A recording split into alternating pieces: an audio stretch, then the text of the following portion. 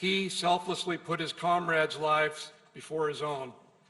Today, as he accepts our nation's highest military honor for value, may his words of encouragement spoken to many over the years continue to ring true.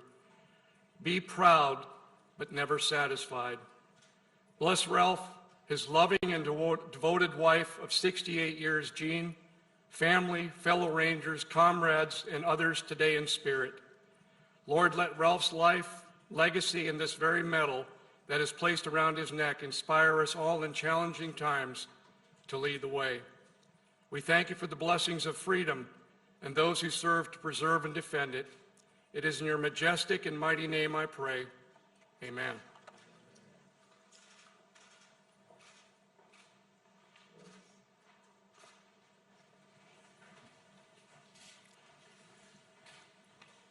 Good afternoon, everyone, and welcome to the White House. President Moon, it's a real honor to have you here participating in this ceremony today. The strength of the alliance between the United States and the Republic of Korea was born out of the courage, determination, sacrifice, and of the Korean troops fighting shoulder to shoulder with American troops. And having you here today is an important recognition of all that our nation has achieved together, both of them, in the decade since. And I'm joined by my wife, Jill, who's as excited about this event as I am. The Vice President and the Second Gentleman are here as well. Our Secretary of Defense, Vice Chairman of the Joint Chiefs of Staff, the officials of the United States Army, as well as several members of Congress, Representative Ferguson, Representative Crow, and Senator Ernst, because today we are hosting a true American hero and awarding an honor that is long overdue. More than 70 years overdue. 70 years ago on a frozen hilltop deep in what is now North Korea, a young first lieutenant bravely out of Westby Point and barely out of West Point acted with bravery and that earned him the Distinguished Service Cross, the military's second highest honor. Today, after more than a decade of effort, including support from my good friend John McCain, God rest his soul, shortly before he passed away, I'm incredibly proud to give Colonel Ralph Puckett's act of valor the full recognition they have always deserved. Colonel, I'm humbled to have you here today. I really am, along with your loving family, and to award you the Medal of Honor. And though I understand that your first response to us hosting this event was to ask, why all the fuss? Why all the fuss? Can't they just mail it to me? I was going to make a joke about the post office, but I decided not to do that. Colonel Puckett, after 70 years, rather than mail it to you, I would have walked it to you. You know, your lifetime of service to our nation, as I think deserves a little bit of fuss, a little bit of fuss. You know, when I called to tell the Colonel that I had approved this award, I also spoke to Jeannie. Excuse me for using your first name, but that was my mom's name too. And you and my mom have the same eyes, although you're too young to be my mom. And they've been married for 68 years. We have something else, we have one thing in common. We both married way up. We both married way up. That's exactly right. Well, Jeannie and Ralph actually met while he was recovering from his wounds. They were married 2 years to the day after the battle that we're recognizing him today for his bravery. By the way, you all can sit down, I think. It just dawned on me. Well, I understand why you're standing. I'd be standing too, but Jeannie, it's wonderful to welcome you. And I mean that from the bottom of my heart. Jill and I know firsthand that it's not just the person who wears the uniform who serves. Military families make enormous sacrifices for our nation. So let me add our thanks to you and your life of service as well. I told you earlier that expression by the poet. They also serve only stand and wait. And you waited a long, long time under many, many, many circumstances. And that goes to the entire family. Marty and her husband Anthony, Thomas and partner Chip. I don't know if they're here. I didn't see them yet. And I know the other daughter, that Jeannie, isn't with us anymore. Just like I wish our son Bo were able to be here to see this. He's not with us either. She's here in spirit and represented by her family. And I know she's always in your heart, Colonel, and never leaves. I also want to recognize Master Sergeant Merle Simpson, who fought beside the Colonel in Korea. Where are you? Stand up, sir. Come on.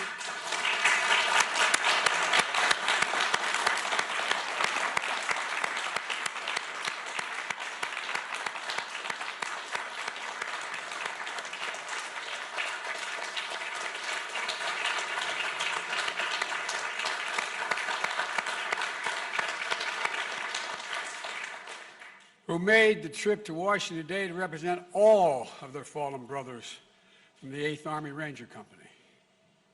It's an honor. It's an honor for all their memories as well.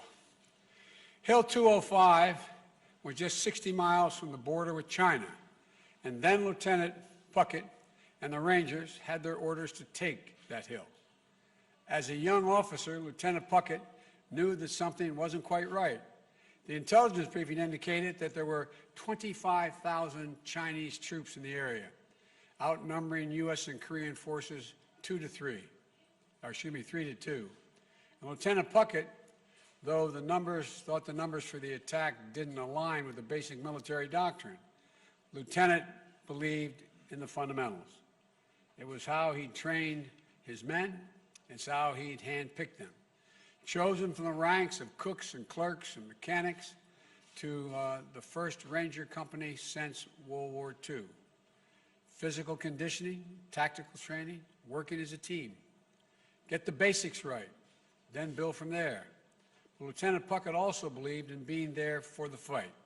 He volunteered for the Army Corps Enlisted Reserve to try to join to fight in World War II. He volunteered to go to Korea instead of the safer posting in Japan. He volunteered for the new Ranger Company, and then he prayed, "Dear God, don't let me get a bunch of guys, good guys, killed," when he was chosen to command that company. So on the morning of November 25th, 1950, mounted on the decks of the tanks, 51 of Puckett's Rangers and 9 Korean enlisted soldiers set out to take Hill 205. To make their charge, they had to cross about a half a mile of frozen rice paddies under fire. And when the enemy machine gunners slowed the Rangers' advance, Puckett risked his life by running across the area to draw fire that would reveal where the location of the nest.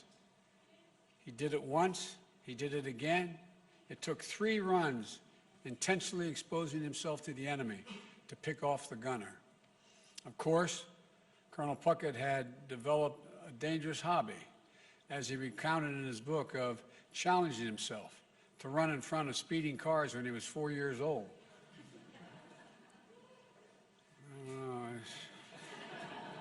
So self-preservation, it seemed, was never a primary concern of the colonel. When the Rangers finally reached the top of Hill 205, they found it abandoned. But Puckett knew the fight wasn't nearly over. His men established a defensive perimeter and then went to coordinate the artillery support he was sure they would need. And while he was there, to load up the ammunition and grenades, the basics. Shortly after he returned, the first onslaught began. Mortars followed by a ground assault from the entire Chinese battalion. Puckett's Rangers were outnumbered, almost 10 to 1. During the fight, Puckett abandoned the relative safety of his foxhole, moving from man to man, encouraging them in the fight, checking that the perimeter was holding. He took a grenade fragment in his left thigh, but Puckett refused to be evacuated. He was a Ranger. He led his men from the front. And over the course of the next several hours, 4 more waves of assaults came. Each time, Puckett made his rounds, passing out extra ammo and extra encouragement to rally his men. Each time, he was able to call in artillery support, sometimes danger close. to help break the advance of the Chinese soldiers.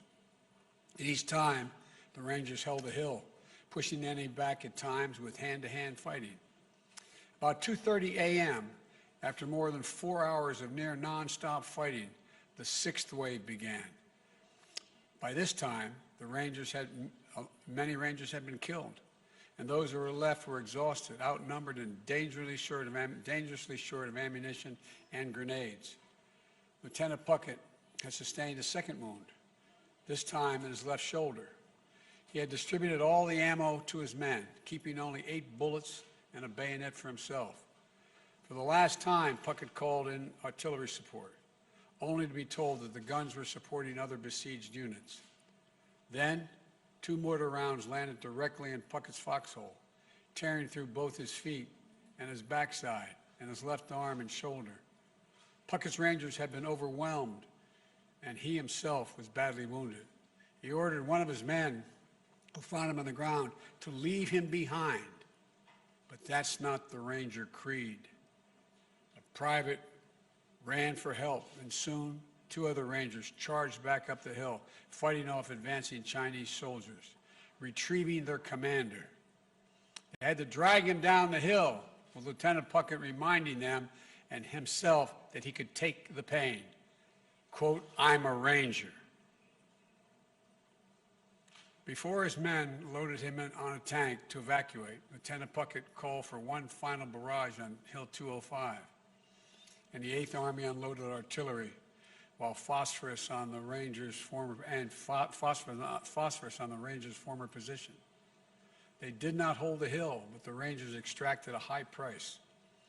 Korea is sometimes called the Forgotten War, but those men who were there under Lieutenant Puckett's command, they'll never forget his bravery.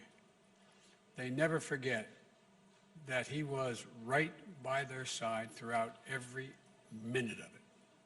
And the people of the Republic of Korea haven't forgotten, as evidenced by the fact that the Prime Minister of Korea is here for this ceremony. I doubt whether this has ever happened before. I can't say that for certain, but I doubt whether it's happened before. The Americans, all Americans, like Ralph Puckett, joined in their fight. And while the enduring partnership between our 2 nations began in war, it has flourished through peace. It's testament, I think, of the extraordinary strength of our alliance. And we're joined today, as I said, by President Moon. I can't tell you how happy I am he's able to be here. And if I may, I'd like to invite President Moon to say a few words, if that is okay. President Moon.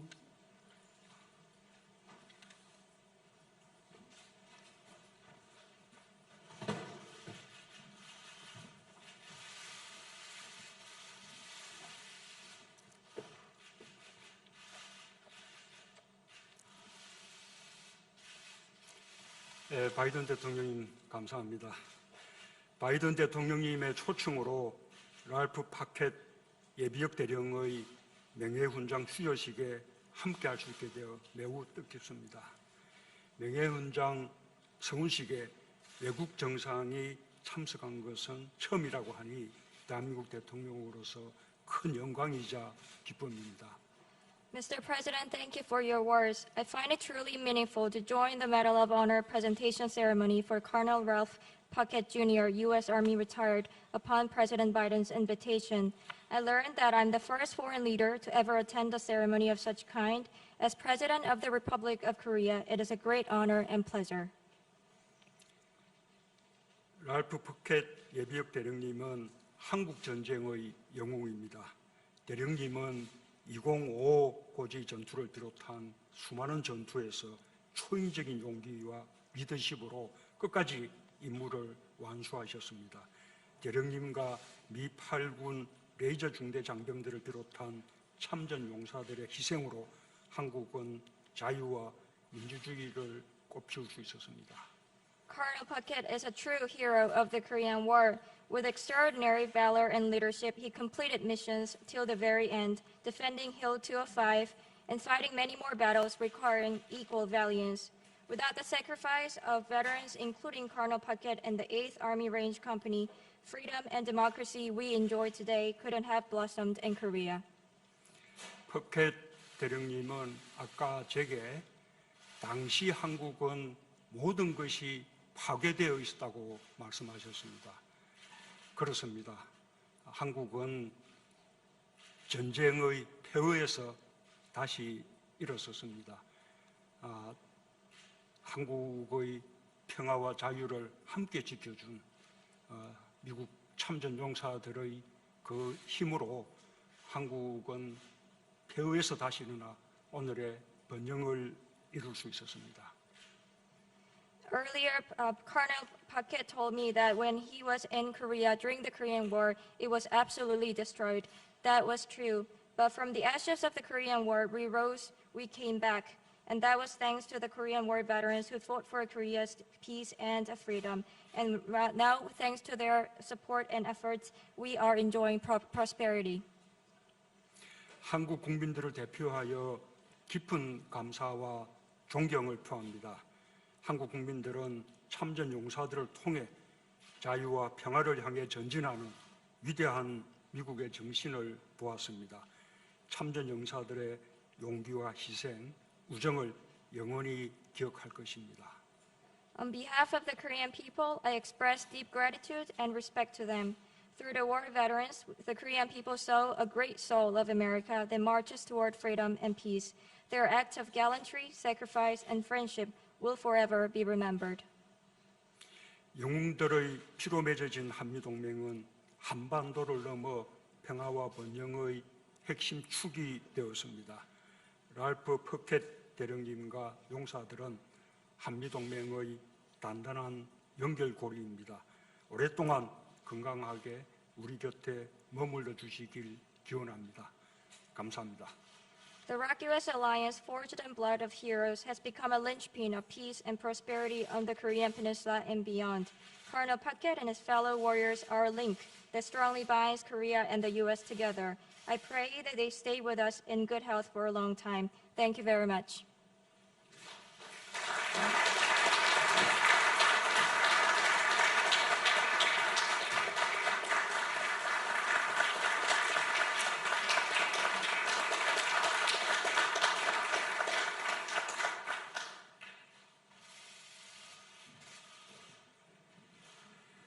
Well, thank you, President Moon.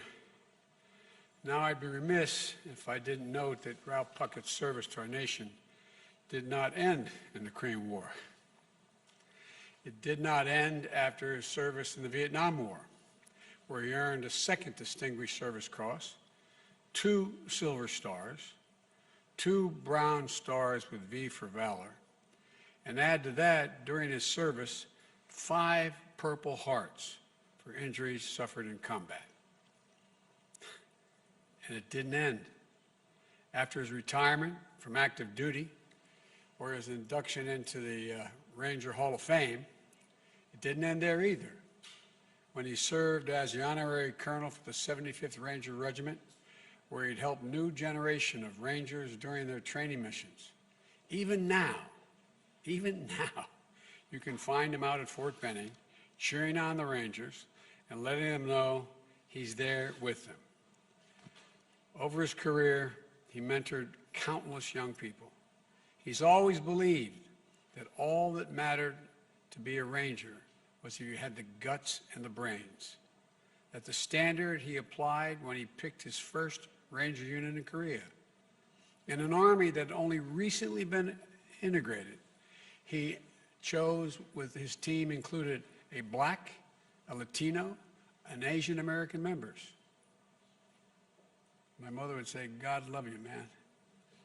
In 2015, during the Obama-Biden administration, and the military is considering open all combat positions to women, including Rangers, Colonel Puckett let it be known that he thought women could meet the standards and said, I want to see them do it. He leads from the front. He leads by example. He leads with his heart. He's a Ranger. And that's how Rangers lead. That's how you lead. So now, it is my great honor to ask for the citation to be read and to award Colonel Puckett, Jr., Ralph Puckett, Jr., with the Medal of Honor.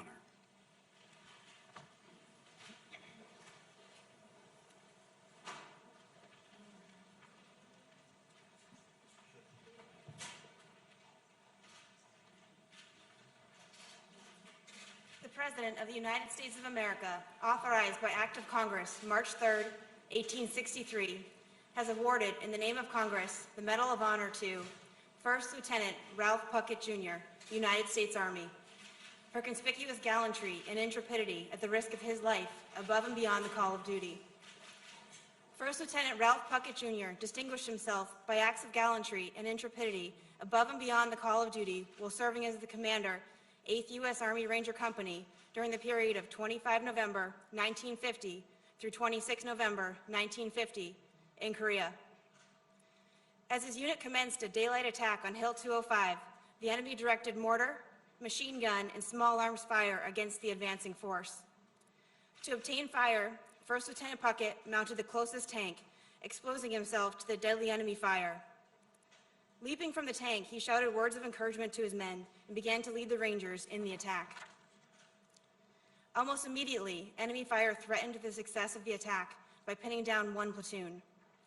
Leaving the safety of his position with full knowledge of the danger, First Lieutenant Puckett intentionally ran across an open area 3 times to draw enemy fire, thereby allowing the Rangers to locate and destroy the enemy positions and to seize Hill 205. During the night, the enemy launched a counterattack that lasted 4 hours. Over the course of the counterattack, the Rangers were inspired and motivated by the extraordinary leadership and courageous example exhibited by First Lieutenant Puckett. As a result, 5 human wave attacks by a battalion-strength enemy element were repulsed. During the first attack, First Lieutenant Puckett was wounded by grenade fragments, but refused evacuation and continually directed artillery support the decimated attacking enemy formations. He repeatedly abandoned positions of relative safety to make his way from foxhole to check the company's perimeter and to distribute ammunition amongst the Rangers. When the enemy launched a 6th attack, it became clear to First Lieutenant Puckett that the position was untenable due to the unavailability of supporting artillery fire. During this attack, 2 enemy mortar rounds landed in his foxhole, inflicting grievous wounds which limited his mobility. Knowing his men were in a precarious situation, First Lieutenant Puckett commanded the Rangers to leave him behind and evacuate the area. Feeling a sense of duty to aid him, the Rangers refused the order and staged an effort to retrieve him from the foxhole while still under fire from the enemy. Ultimately, the Rangers succeeded in retrieving First Lieutenant Puckett, and they moved to the bottom of the hill, where First Lieutenant Puckett called for devastating artillery fire on the top of the enemy-controlled hill. First Lieutenant Puckett's extraordinary heroism and selflessness, above and beyond the call of duty, were in keeping with the highest traditions of military service and reflect great credit upon himself, his unit, and the United States Army.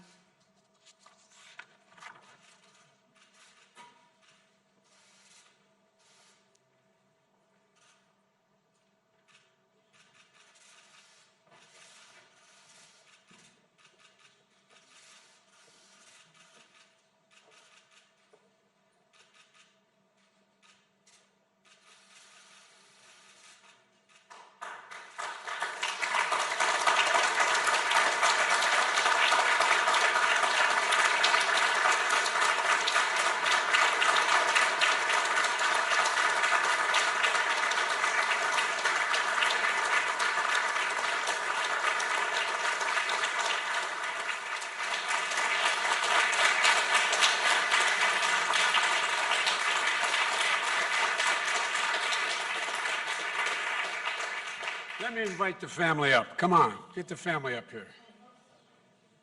All of you, including the grandkids.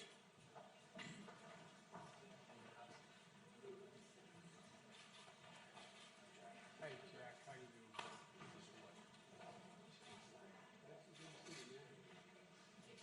Hey, Chip. I'm Tony. Hey, Tony, how you doing?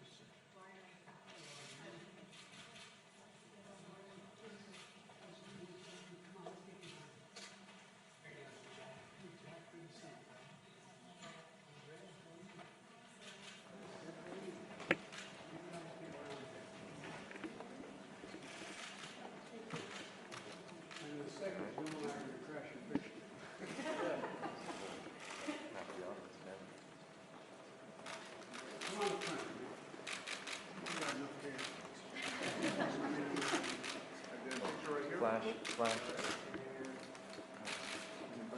Now, Mr. President, would you mind standing here too? Is that okay? All right. Billy, come on up.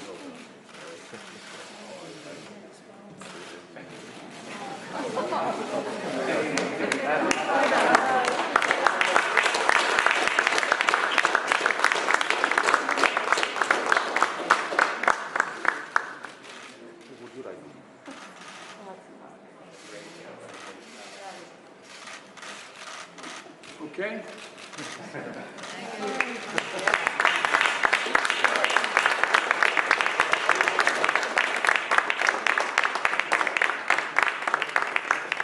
Stand behind you. Sir? As they say in Southern Belle, you've done good with this thing. Thank you. They could have done better with me. Thank you. It's a great honor for both of us to be able to do this. Thank you. Thank you. Appreciate it. Thank you. You running out on us? Everything is okay. I know. Okay. Well, Ladies and gentlemen, please join me as we conclude today's ceremony. I would offer Colonel Puckett, you may be 94, but I see the same grit and determination of a young lieutenant in your body investiture. Please join me in a word of prayer. Most holy God, as we leave this ceremony, inspire and encourage us to greater acts of service to our nation and our Army's people. Give us the fortitude to always give 100% and then some. May you bless Colonel Ralph Puckett, Jr. as he joins the pantheon of heroes who have distinguished themselves through selfless acts of bravery. May his leadership and legacy be a waypoint for us to follow. Keep us all strong in spirit and give our leaders wisdom as they serve our nation's people.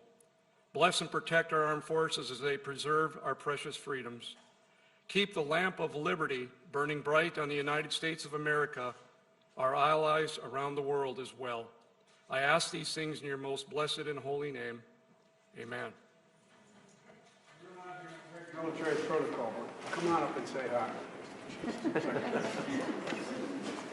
Well, the Vice President's standing. What am I talking about? Vice President? You don't fall.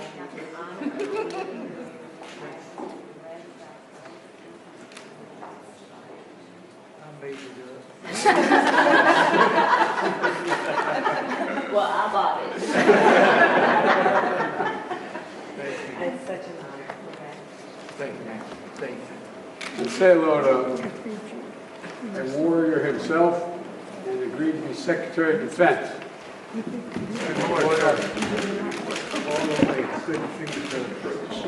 Thank you. Always continue to do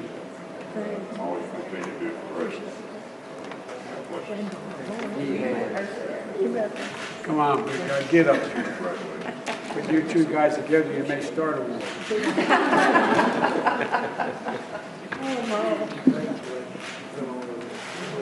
Come on. Get that picture?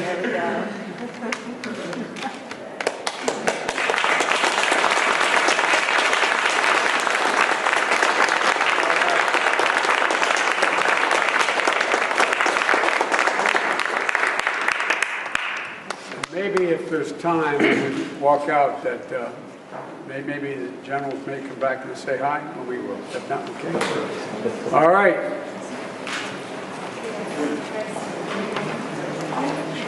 Okay. Gentlemen, please remain seated for the President and Vice President.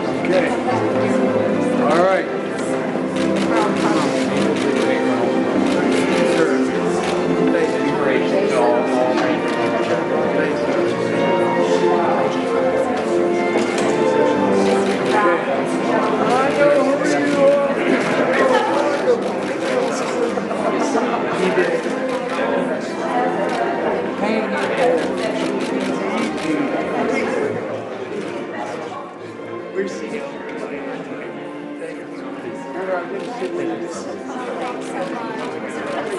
Come up, baby.